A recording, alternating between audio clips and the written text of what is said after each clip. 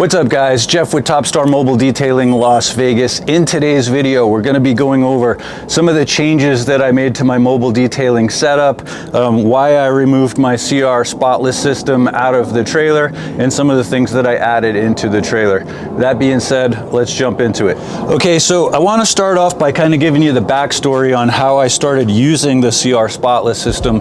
Originally, when I started my business, I was kind of just researching some different ways on how to get the spot-free deionized water. I knew there was a couple shops in town that sold the deionized water, but I wanted to have the convenience of having that on hand whenever I wanted it, right? So I bought one of these systems. I had it installed in the trailer just behind this wall right here where it was mounted to the wall.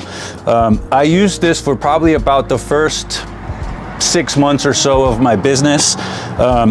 And it does work well. I can say that it does provide spot-free water.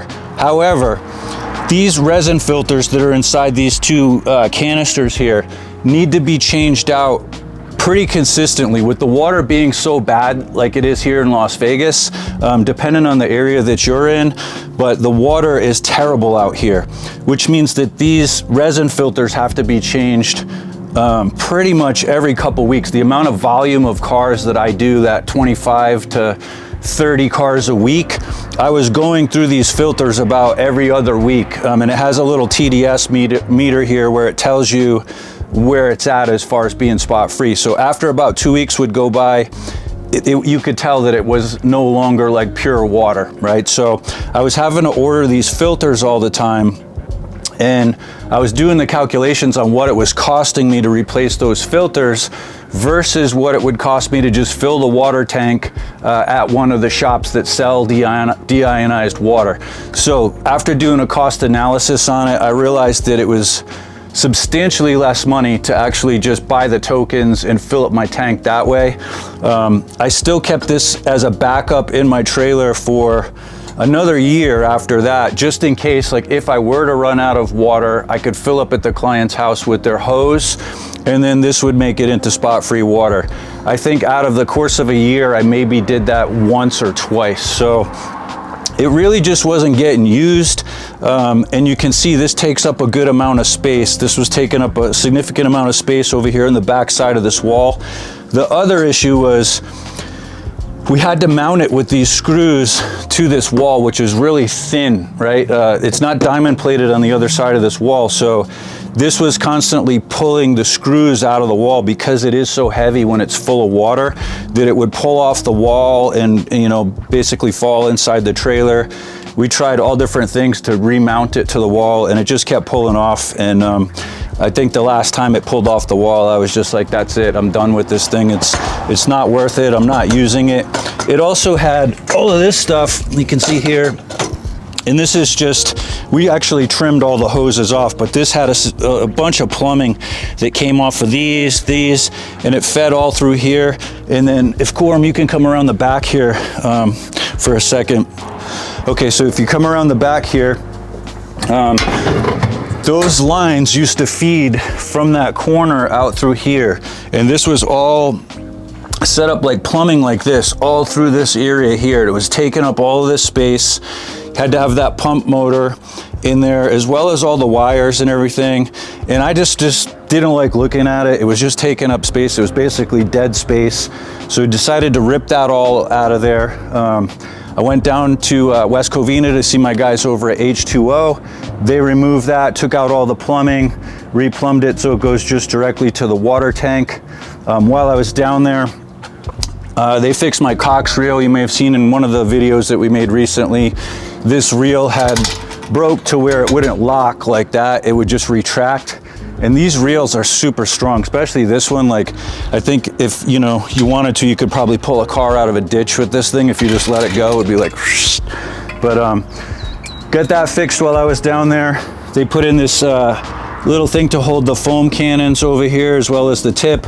We have multiple foam cannons. The reason we're doing this is some of them we run just active foam in, some of them we run the gentle snow foam in, and then some we use for like wheel, tire, degreaser, things like that. So rather than having to dump it out each and every time, we have a designated foam cannon for each purpose now. So it makes it a lot easier to just grab whichever one you need and then use that for the purpose intended. One of the other changes that I made while I was down there at H2O, I had them pull this rubber hose off. This used to be short. It used to come to right about here, which was super annoying because when you went to fill up the buckets, you'd basically have to stand here and hold it to make sure that the water went into the bucket. So we lengthened that hose by about, I don't know, 10 inches or so.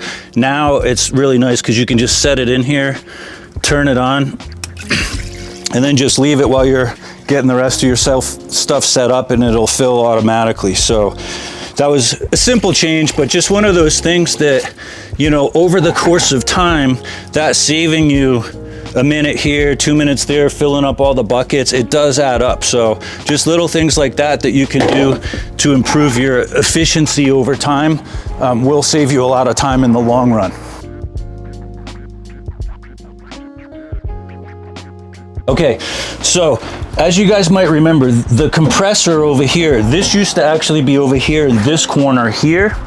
The vacuum that's up on top of the water tank now, you can see over here, that used to be down here where the compressor is. And then the extractor used to be mounted along this wall. So we basically ripped everything out of the inside, came up with a new blueprint that was more efficient to make room for this toolbox. What's great about the toolbox is we could eliminate all the bins that were in here just holding random stuff. Now all of that's nice and neat inside these drawers. So we got all our stuff in here, our tokens for the different shops, detail shop, clean mart, keep those all separate. Our gloves, you know, some tools in here. When we go down, we got our business cards and flyers in this drawer. Some tea that somebody tipped me with last week. In here we got some more tools, batteries. This drawer is all our air freshener supplies, our Wonder Wafers, our Ozium. And then down here is where we keep our tire shine applicator so it doesn't get grease everywhere. Our Ninja scrubber, our headlight kits, a little lantern for when it's dark out. We need to see what the hell we're doing in here. And then some other items in there as well.